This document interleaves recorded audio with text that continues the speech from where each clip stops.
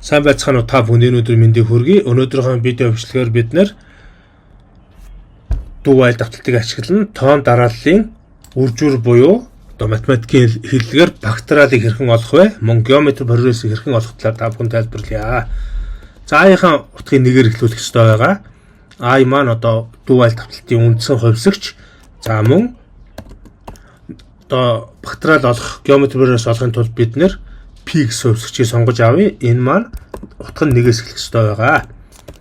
За тэгээд дүү гэтэл хөрөөгөө тавилаа. Гоё ашлан дотор үнцүүлдүүдэд хийж өгнө. Гоё алтан дотор. За ингээд бид нэр энэ хэсэг дээр нь y гэсэн нөхцлөө тавиад I нь 10-аас эрс баг буюу тэнцүү цэг таслаа тавиад өгнө. За энэ дээр үйлдэлээ хийнэ гэсэн үг. P тэнцүү, P хурчин I гэж хүчнэ.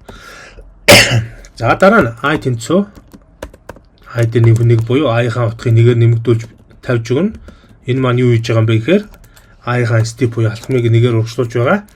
За дунд нь нийт үржрээ дэлгэснээр хөвж харуулахын тулд бид нэр cout функцаар P хуваах нь I гэж хүчнэ.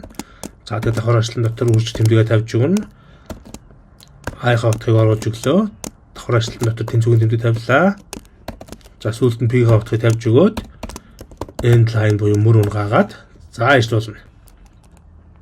За ингээ ажиллуулахаар 1-ийг үржих 1, 1 үржих 2 нь 2, 2 үржих 3 6 гээд эхний 10 хүртэл тооны нийлбэр буюу 3,662,000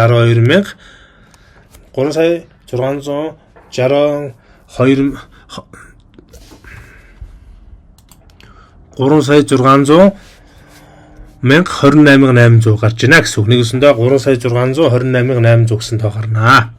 За энэ дээр тоогоо хэлэх гэж бас жоохон төвдөрчлээ.